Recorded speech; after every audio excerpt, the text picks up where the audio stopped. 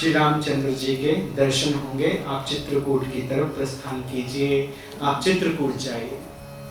तो चित्रकूट में गए और कामदगिरी की प्रदक्षिणा करते समय, कामदगिरी का अर्थ पहाड़, उसकी परिक्रमा करते समय जहाँ भगवान ने लीलाएं की हैं, उन्हें दिखाई दिया कोई रथ में बैठा हुआ। एक श्यामल वर्ण का है और दूसरा गोरा है, सुनहरे वर्ण का है, जो धनुष बाण लिए हैं। लेकिन तब तक यहाँ वहां थोड़ी सी नजर हुई तुलसीदास जी की और वो ओझल हो गए।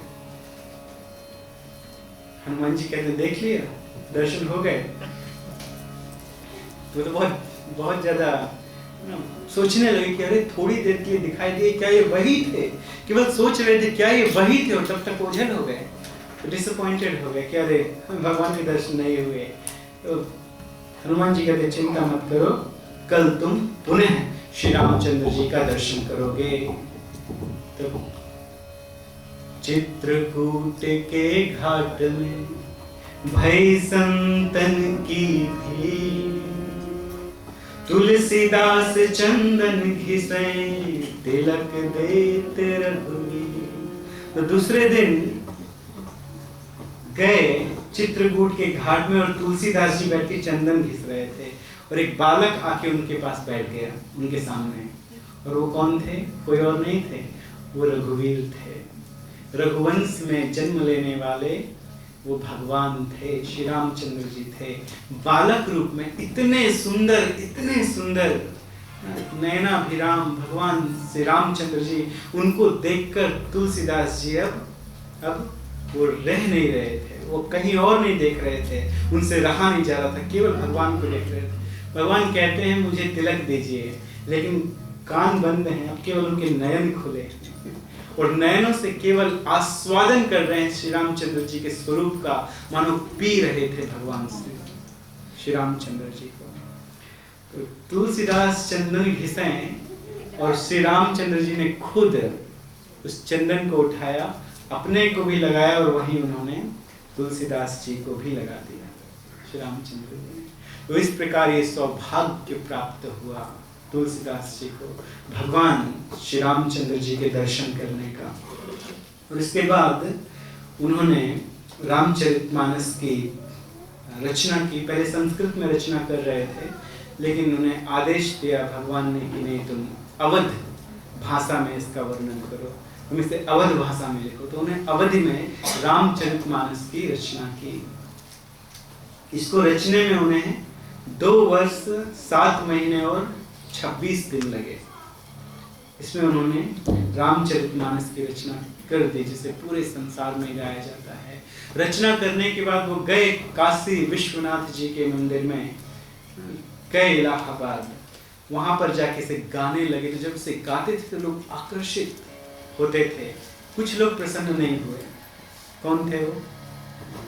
वहां के ब्राह्मण, वेद पाठी ब्राह्मण प्रसन्न नहीं हुए, जिनका मन ज्ञान में है, जिनका मन भगवान श्री कृष्ण में नहीं लगा है, केवल ज्ञान में है, ज्ञान की प्राप्ति करने में लगा है। ज्ञान की प्राप्ति करना वो भूसी को कूटने के बराबर है। धान को कूटेंगे तो चावल निकलेगा, भूसी को कूटेंगे तो क्या निकलेगा? चावल मिलेगा? कोई फायदा नहीं है। तो ज्ञान कृष्ण को छोड़कर भगवान श्री कृष्ण की भक्ति के बिना ज्ञान वो केवल भूसी को कूटने के बराबर है। तो उन लोगों ने निंदा करना शुरू कर दी तुलसीदास जी की कि अरे तुम संस्कृत जानते हो, संस्कृत में रामायण का वाचन करो, संस्कृत में रामायण सुनाओ, संस्कृत में लिखो, क्यों तुम ये अवधी भाषा में लिख रहे हो? कुछ विद्वानों ने कहा चलो इसे काशीनाथ जी के मंदिर में रखते हैं, यदि शिव जी अगर इस पर सिग्नेचर कर देंगे तो मान जाएंगे कि ये ठीक है। तो उसे नीचे रख दिया गया, दूसरे शास्त्रों के नीचे, कि ऊपर ना आए। रात में पट बंद कर दिए गए और सुबह जब पट खुले तो उसमें कुछ लिखा था। क्या लिखा था? सत्यम शिवम सुंदरम।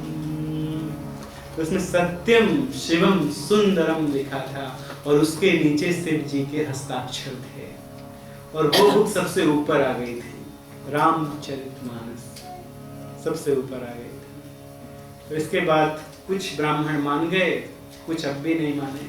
तो चोरों को हायर करके भेजा उनकी कुटिया में चुराने के लिए कि चुरा के उस रामचरितमानस को नष्ट कर दो।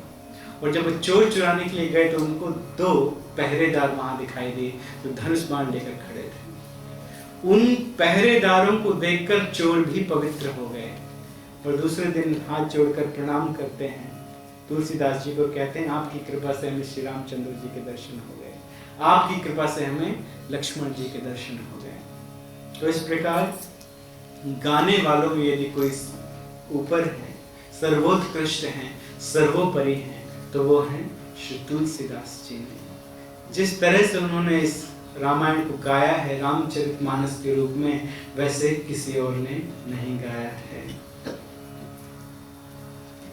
इस भगवान श्री रामचंद्र जी के विषय में, इनकी लीला को जानने के लिए सभी प्रयास करते हैं, बड़े बड़े ऋषि मुनि प्रयास करते हैं, इस लीला को जानना चाहते हैं। बड़े बड़े राजा जानना चाहते हैं, महाराजा जानना चाहते हैं, यज्ञ इत्यादि होते हैं तो वहाँ रामायण की कथा होती है। तो एक बार निमि महाराज ने जनकपुर में यज्ञ किया, एक बहुत बड़ा यज्ञ किया। इसका वर्णन श्रीमद् भागवतम के 11वें स्कंद में आता है। एक बहुत बड़ा यज्ञ किया। तो उस यज्ञ को करते समय निमि महाराज के उस यज्ञ में नव योगेंद्र पधारे। ये नव योगेंद्र कौन है? ये कोई साधारण व्यक्ति नहीं है। वैष्णव जन नव ग्रह की जगह नव योगेंद्रों की पूजा करते हैं। कर्मी जन नव ग्रह की पूजा करते हैं, वैष्णव जन नव योगेंद्र की पूजा करते हैं। उनको वही फल प्राप्त होता है और 7 ग्रहों से तो मुक्ति मिलती है, भगवान विष्णु के चरण कमलों में प्रीति भी हो जाती है। और ये नव योगेंद्र वैष्णव है, जल्दी प्रसन्न हो जाते हैं। तो नव योगेंद्र ये कोई साधारण व्यक्ति नहीं है, ऋषभ देव जी के पुत्र हैं। भगवान के अवतार ऋषभ देव जी के पुत्र हैं नव योगेंद्र। बहुत सारे यज्ञ में प्रश्न पूछे। अब देखिए यज्ञ में क्या किया जाए, यज्ञ में क्या होता है? स्वाहा स्वाहा तो होता है, लेकिन वो यज्ञ पूर्ण नहीं होता है जिस यज्ञ में भगवान की कथा नहीं होती है, जिस यज्ञ में भगवान का नाम नहीं गाया जाता है, वो यज्ञ पूरा नहीं होता है। इस बात को किसने कहा है? इस बात को शुक्राचार्य जी ने कहा है। शुक्राचार्य जी ने, जो असुरों के गुरु हैं, उन्होंने श्रीमद् भागवतम के 8वें स्कंद में इस बात को बताया है। बलि महाराज ने 99 अश्वमेध यज्ञ कर लिए थे, 100वां कर लेते तो स्वर्ग का राज्य मिल जाता, इसलिए भेजा गया था वामन देव जी को उनका सब कुछ ले लेने के लिए। तो भगवान ने तो वास्तव में उनको सब कुछ दे दिया, एक सुतल लोक दे दिया, सब कुछ हर के सब कुछ दे भी दिया। इसके बाद भगवान ने शुक्राचार्य जी से कहा इनका यज्ञ पूरा करा दीजिए, अश्वमेध यज्ञ इनका करा दीजिए 100वां। तो कहते हैं शुक्राचार्य जी, जिस यज्ञ में स्वयं आप पधार गए हैं वो यज्ञ तो वैसे ही पूरा हो जाता है, और जिस यज्ञ में आप ना पधारें, जिस यज्ञ में आपकी कथा ना हो, आपका नाम ना लिया जाए, वो यज्ञ पूरा नहीं होता है। श्री प्रभुपाद जी भी कहते हैं कि यदि कोई यज्ञ किया जाए तो उस यज्ञ में भगवान वामन देव जी की कथा की जाए, बलि महाराज की कथा की जाए। ऐसा श्री प्रभुपाद जी परपुट में लिखते हैं 8वें स्कंद में।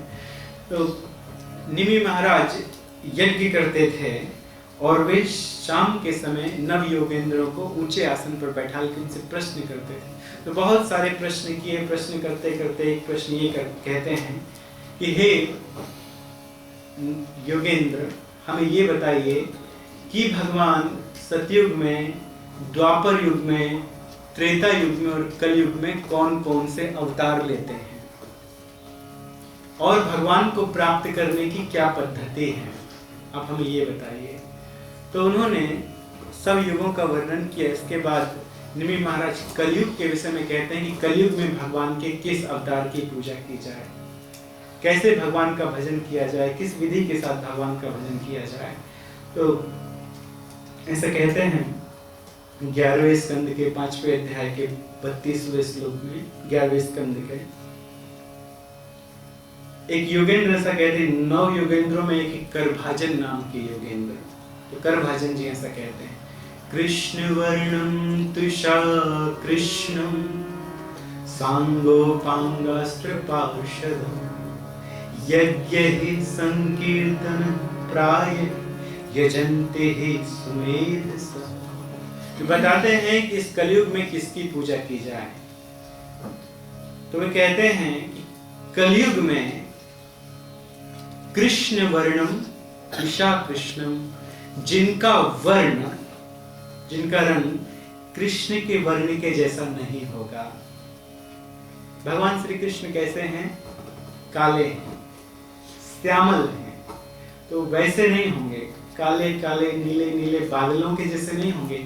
उस अवतार की पूजा होती है जो सुनहरे वर्ण के होंगे, तप्त कांचन सुनहरे वर्ण के जो होंगे, तुषा कृष्ण, जो मणियों के जैसे चमचम चमकेंगे, उनकी पूजा होगी। और कैसे होंगे? सांगो पांगास्त्र पार्षदम, वो बहुत सारे पार्षदों के साथ घिरे होंगे, भक्तों के साथ में घिरे होंगे, पार्षदों के साथ में घिरे। और किस विधि से भगवान की पूजा करने का उपदेश देंगे? आपने आचार्य प्रभु जीवे सिखाए, अपने आचरण से वो दूसरों को सिखाएंगे। यज्ञ संकीर्तनम प्राय। तो इस कलयुग में जो नाम संकीर्तन यज्ञ करके लोगों को मुक्त करेंगे। हरिर नाम हरिर नाम हरिर नाम एव केवलम कलौ हि नास्तेव नास्तेव नास्तेव गतिरन्यथा। तो जो बुद्धिमान है, सुमेध सह हैं, जिनकी बुद्धि प्रखर है, वो लोग उनकी पूजा करेंगे। किसकी पूजा करेंगे? गौरांग महाप्रभु की पूजा करेंगे। वो लोग चैतन्य महाप्रभु की पूजा करेंगे। चैतन्य महाप्रभु को गौरांग क्यों कहा जाता है? कि वो सुनहरे वर्ण के हैं, गौर वर्ण, राधा रानी के वर्ण को लेकर आए हैं और उसी भाव को भी लेकर आए हैं। और हाथ ऊपर करके नाम जप रहे हैं, ऐसा मत सोचे। अपने आचार्य प्रभु जी मेरे सिखाए, अपने आचरण से दूसरों को सिखा रहे हैं। पागलों की तरह मदमत्त होकर कीर्तन करते हैं तो सिखा रहे हैं। जब चैतन्य महाप्रभु यहाँ पर थे, कितने समय पहले थे? बहुत लंबे समय पहले नहीं थे, केवल 500 साल पहले थे। तो जानते हैं चैतन्य महाप्रभु ने पूरे एक ब्रह्मांड के लोगों को मुक्त कर दिया। हम लोग कहाँ से आए? डेफिनेटली दूसरे ब्रह्मांड से हम लोग एक्सपोर्ट किए गए। इस ब्रह्मांड के नहीं हो सकते, क्योंकि इस ब्रह्मांड में जो लोग चैतन्य महाप्रभु के समय में थे वो सब मुक्त हो गए। पूरे ब्रह्मांड के लोगों को चैतन्य महाप्रभु ने मुक्त कर दिया। तो ये चैतन्य महाप्रभु जो विशेष रूप से कृपालु है जीवों के प्रति। इसके बाद एक श्लोक में, उसमें 2 श्लोकों में करभाजन जी भगवान की वंदना करते हैं। यह कहकर उनको भगवान का स्मरण हो गया। इस श्लोक को कहकर चैतन्य महाप्रभु के बातों में बतलाकर भगवान का स्मरण हो गया, तो अपनी आंखों को बंद करके हाथ जोड़ के भगवान की वंदना करने लगे। इस कलयुग में किसकी पूजा की जाए? क्या कहते हैं? त्यक्त्वा सुदुस्त्यज सुरेप्सित राज्य लक्ष्मी धर्मश्च आर्यवचसा यदिगादरण्यम् माया मृगम दयतेप्सित मन्वधावत् वंदे महापुरुषते चरणारविंद। इस श्लोक की व्याख्या चैतन्य महाप्रभु परक भी की जा सकती है और श्री कृष्ण चंद्र परक भी की जा सकती है और श्री रामचंद्र परक भी की जा सकती है। इस श्लोक की व्याख्या जीव गोस्वामी ने चैतन्य महाप्रभु पर की। विश्वनाथ चक्रवर्ती ठाकुर जी ने चैतन्य महाप्रभु पर की। जीव गोस्वामी ने इस श्लोक की व्याख्या श्री कृष्ण चंद्र को याद करके की। और श्रीधर स्वामी जी ने, जो हम लोग के आचार्य हैं ना, ब्रह्म मध्य गौड़िया संप्रदाय में, माधवाचार्य संप्रदाय में जो आए हैं, मुख्य आचार्य हैं, उन्होंने इस श्लोक की व्याख्या श्री रामचंद्र पर की। तो इस श्लोक को 3 तरह से सुनिए, ये थोड़ा समय है। तो 3 तरह से सुनिए। त्यक्त्वा सुदुस्तेजसुरे सिद्धराज्य लक्ष्मी धर्मिष्ठ आर्यवचसा यदगादरण्यम। त्यक्त्वा, जिन्होंने त्याग दिया सब कुछ। सुदुस्तेज, जो त्यागना संभव नहीं है किसी मनुष्य के लिए, किसी सामान्य व्यक्ति के लिए, जिसकी देवता भी लालसा करते हैं, उन्हें त्याग दिया। तो किसको त्याग दिया? राज्य लक्ष्मी। विश्वनाथ चक्रवर्ती ठाकुर कहते हैं कि चैतन्य महाप्रभु ने विष्णु प्रिया का त्याग कर दिया जब वो केवल 24 वर्ष के थे और वन में चले गए संन्यास धारण करके। विष्णु प्रिया कौन है? स्वयं लक्ष्मी है, स्वयं लक्ष्मी। जब लक्ष्मी जी उत्पन्न हुई थी सागर के मंथन से, तो कौन नहीं चाहता था कि लक्ष्मी जी उनका वरण करें। एक हार लेके लक्ष्मी जी सामने आए थे, तो सब लक्ष्मी जी की तरफ देख रहे थे, ब्रह्मा जी, शिव जी, इंद्र आदि देवता, कि मेरा वरण कर लें, मेरा वरण कर लें। तो सब अपने आप को दिखा रहे थे ऐसे ऐसे करके कि लक्ष्मी जी मुझे देख लो, आके मेरा वरण कर लो। और लक्ष्मी जी एक एक कर में सब में गलती निकालने लगी। सबसे बड़े बड़े लोगों को भी देखा, इंद्र को देखा नहीं। तो कभी भी ये तो साधुओं के ऊपर किसी भी प्रकार का अनिष्ट करते रहते हैं, लोगों की यज्ञ को विध्वंस करते रहते हैं, तो बहुत गलतियां हैं। ब्राह्मण की हत्या कर दी 2 बार, ब्रह्म हत्या का पाप लगा। ब्रह्मा जी को देखा, अरे इनके 3 मुख हैं। 3 मुख वालों के साथ कौन विवाह करेगा? शिव जी की तरफ कभी नहाते हैं कि नहीं नहाते हैं? शिव जी में भी गलती निकाल दी कि ये शमशान की राख लगाए हुए हैं, और इनके सिर में सांप बैठा है। अरे कौन इनके पास जाएगा? दूर से ही परिणाम है।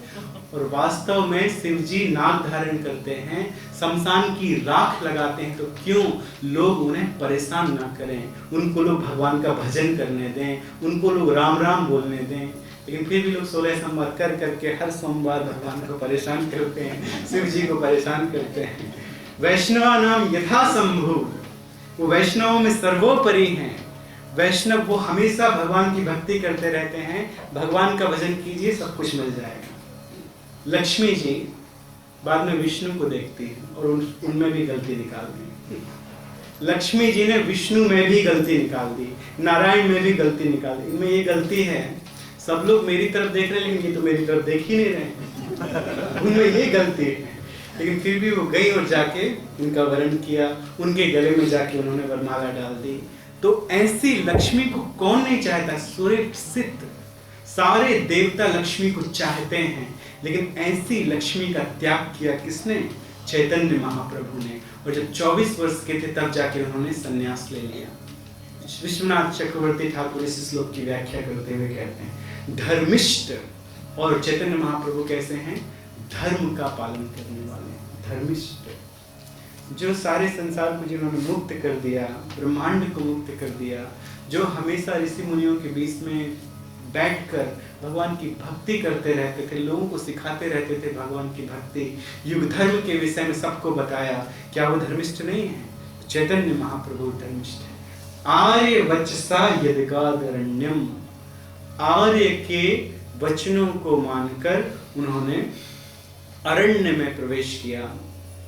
आर्य वचन का अर्थ है, एक ब्राह्मण थे उस समय, तो सबकी निंदा किया करते थे, तो सबको कोसते रहते थे। उनका नाम था शुक्लांबर ब्रह्मचारी। भगवान चैतन्य महाप्रभु एक बार कीर्तन कर रहे थे बड़े घनिष्ठ भक्तों के साथ में, और बाहर से पट बंद था, दरवाजा बंद था। तो शुक्लांबर ब्रह्मचारी अंदर प्रवेश नहीं कर पा रहे। इतनी मृदंग करताल बज रही थी कि किसी को सुनाई नहीं पड़ा कि दरवाजा खटखटा रहे हैं। वहां तो सब भगवान की भक्ति में लगे हुए थे, मन एकदम कृष्ण में लगा हुआ था, तो बाहर क्या हो रहा है कुछ नहीं पता था।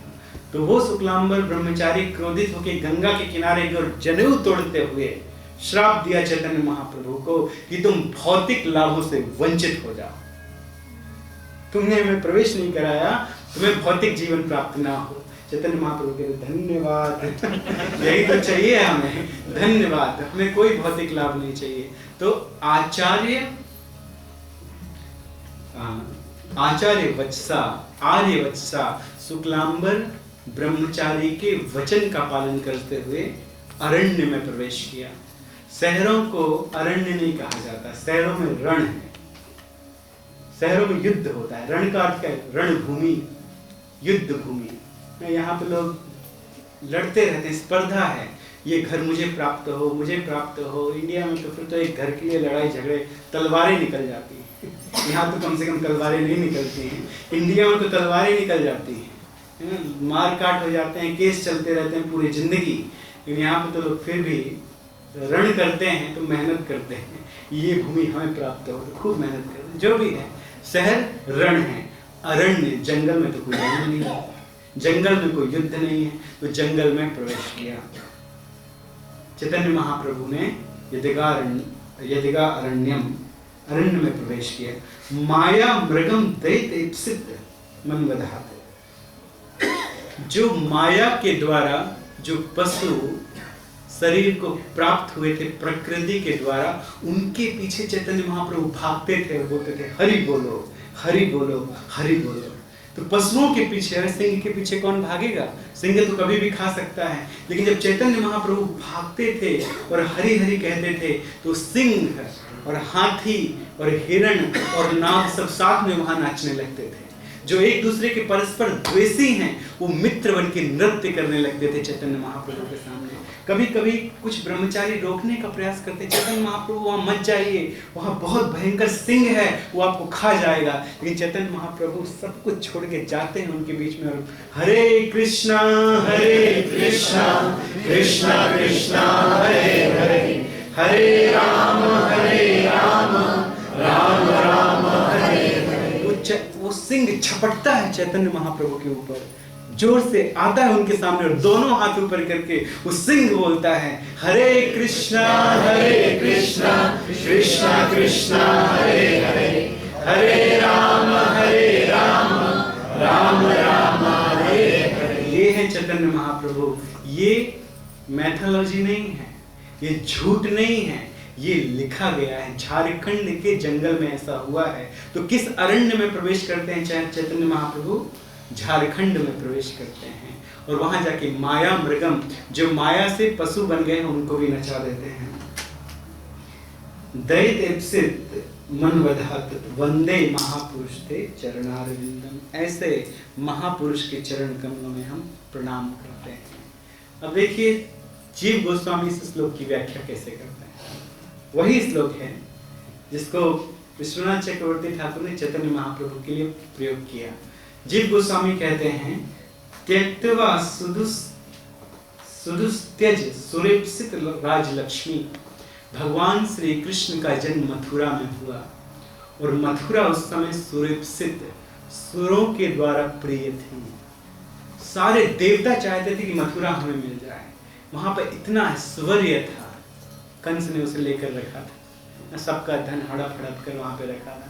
तो लेकिन इतनी सुंदर नगरी थी और स्वयं भगवान ने वहां जन्म लिया है। आप सुनेंगे श्री राम कथा में, जब भगवान जन्म लिए तो अपने आप पहाड़ों से मणियां निकलने लगी, सोना अपने आप बाहर निकल गया। भगवान श्री रामचंद्र जी के जन्म का ही प्रभाव था। तो कृष्ण के जन्म का भी यही प्रभाव था। तो ऐसी सुरेप्सित, सुरों के द्वारा चाहने वाली मथुरा नगरी को छोड़कर भगवान चले गए वहां से। कहाँ चले गए? वन में चले गए, गोकुल में चले गए, वो भी चले गए। धर्मिष्ठ आर्यवत्सा, आर्य के वचनों का पालन करके। भगवान धर्मिष्ठ हैं, आर्य के वचन का पालन करके। चैतन्य महाप्रभु आर्य के वचन का पालन किए, ब्राह्मण के वचन का पालन किए। यहाँ पे आ रहे हैं वसुदेव जी।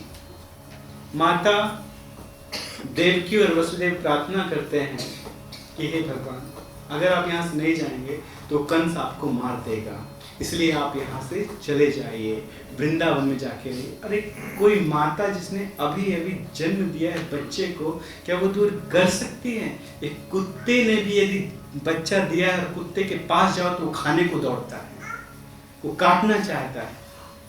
जिस सिंघनी ने बच्चे को जन्म दिया है, कोई उसके पास प्रवेश नहीं कर सकता है, कोई जानवर उसके पास नहीं जा सकता, नहीं तो वो तुरंत खा जाएगी। इस तरह से रक्षा करते हैं अपने बच्चे।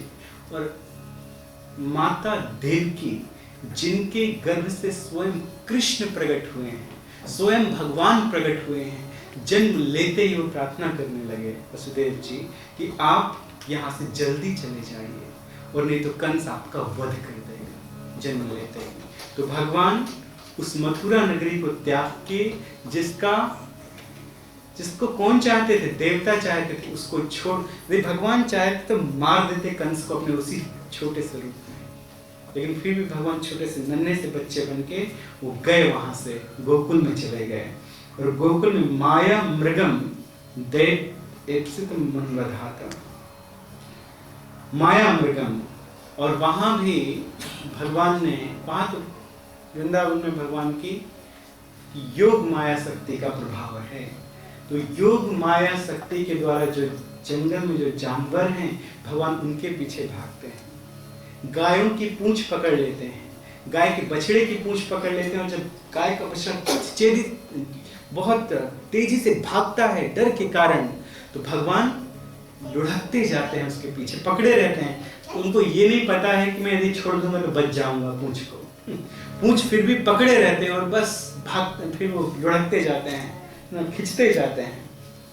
तो बंदरों को पकड़ना तो कैसे पकड़ा जाता है, छोटा सा गड्ढा कर दिया जाता है, बहुत छोटा सा गड्ढा, तो गड्ढे के अंदर कुछ चने डाल दिए जाते हैं, और चने को पकड़ने के लिए उस गड्ढे के अंदर ऐसे हाथ डालता है, बहुत सारे चने पकड़ लेता है। और जब चने पकड़ लेता है तो पहले छोटा सा हाथ डाला था, लेकिन इतना बड़ा हो जाता है तो गड्ढे से बाहर नहीं निकलता है। और बंदर को पकड़ने के लिए कोई आता है, लेकिन बंदर को ये नहीं मालूम है कि चने छोड़ दूंगा तो बच जाऊंगा, हाथ निकल जाएगा, भागने की कोशिश करता है लेकिन वो चने नहीं छोड़ता।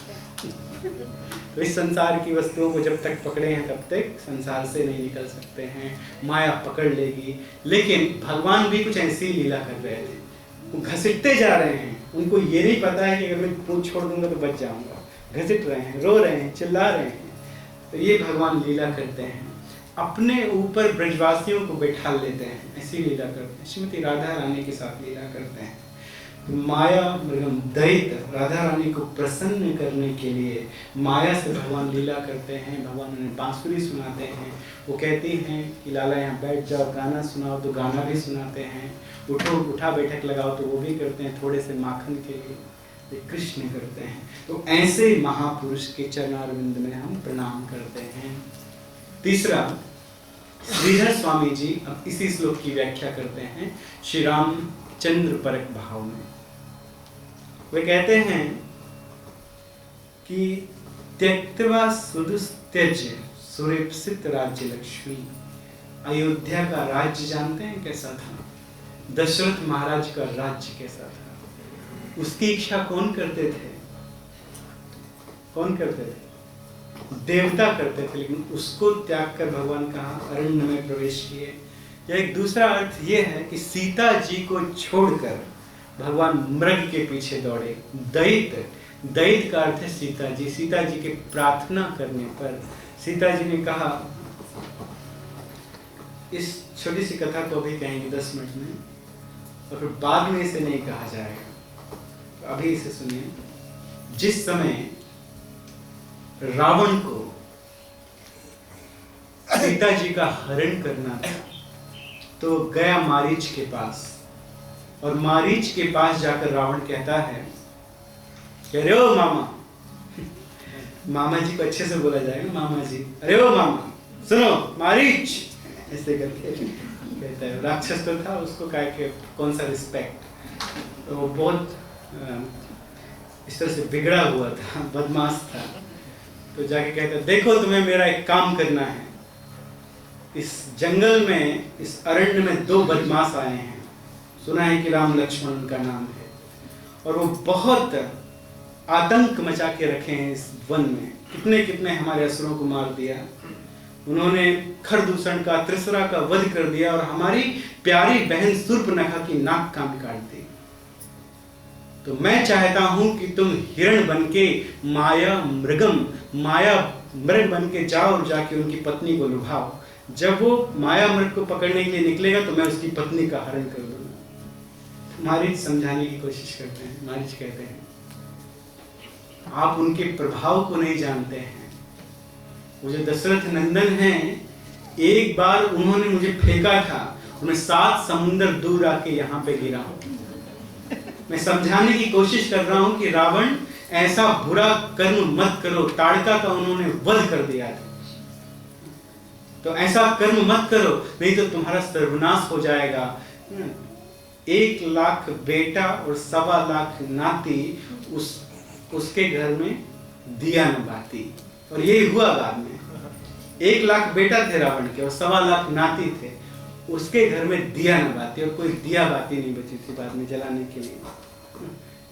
सीता जी का हरण करने के कारण, जो लक्ष्मी भगवान की हैं उनको भगवान से दूर करने के कारण। तो जब समझाने की कोशिश की मारीच ने, चुप रहो, तुम हमें समझाओगे, मैं लंकेश हूं, मैं राज्य करता हूं, मैं राजा हूं, देखो तुम्हें ये कार्य करना पड़ेगा, और यदि तुमने मेरी बात नहीं मानी ना तो देखो मेरी तलवार, अभी तुम्हारी गर्दन काट दूंगा। तो मारीच ने सोचा कि मरना ही है तो इस दुष्ट के हाथे क्यों मरूं, कुछ नहीं मिलेगा। यदि रामचंद्र जी के हाथों मरूंगा तो एटलीस्ट मुझे वैकुंठ मिलेगा।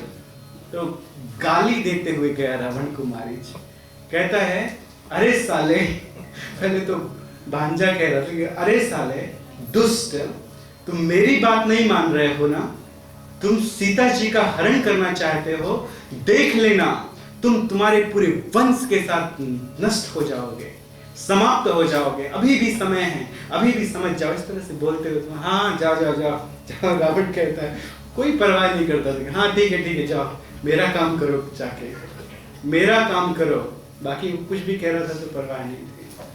तो मारीच सुंदर माया मृग बने, सुनहरे रंग के सोने के गोल्डन के मृग में परिवर्तित हो गए, और सीता जी के पास जाके वो, सीता जी जहां पर थी वहीं पर जाके वो फुदकने लगे। कभी पास में जाते थे, देखते थे, कभी दूर चले जाते थे, यहाँ वहां जाते थे, सीता जी को आकर्षित करना चाहते थे। श्री रामचंद्र जी ने देखा तो लक्ष्मण जी की तरफ देखकर कहते हैं, लगता है कोई राक्षस है, क्योंकि इसकी देखने की जो प्रकृति है उससे मुझे पता चलता है दुष्ट है, ये कोई हिरण नहीं है। लेकिन सीता जी कहती हैं कि मुझे मृग चाहिए। देखो स्वामी कितना सुंदर मृग है, जब ये हमारे आश्रम में रहेगा और इसे हम खिलाएंगे तो कितना अच्छा लगेगा, कोई भी यहाँ से निकलेगा तो प्रसन्न होगा इसको देख के। इसके शरीर से देखो कितना सुनहरा प्रकाश निकलता है, स्वर्ण का मृग है, स्वामी हमें ये चाहिए। तो लक्ष्मण से रामचंद्र जी बात करते हैं, सीता जी से कहते हैं, देखो ये कोई मृग नहीं है, ये वास्तव में राक्षस है, निश्चित रूप से कोई राक्षस है। तो सीता जी कहती है, नहीं ये कोई राक्षस नहीं है, तो इतना सुंदर है। देखो हम लोग अयोध्या छोड़कर आए हैं, जब हम वापस जाएंगे तो क्या लेकर जाएंगे, कुछ नहीं लेकर जाएंगे, लेकिन अगर इसे लेकर जाएंगे और अयोध्या के आंगन में जब ये दौड़ेगा खेलेगा तो कितना अच्छा लगेगा। यहाँ तक कि हमारी माताएं प्रसन्न होंगी, अयोध्या वासी प्रसन्न होंगे। तो भगवान के समझाने पर भी मैया उस दिन नहीं समझी, वो तो खैर उनका ही प्लान है, राम सीता का प्लान है। तो इसके बाद जब रामचंद्र जी फिर से कहते हैं कि ये तो कोई दुष्ट है, तो सीता जी कहती हैं, भले मार कर लाओ लेकिन इसे लेकर आओ।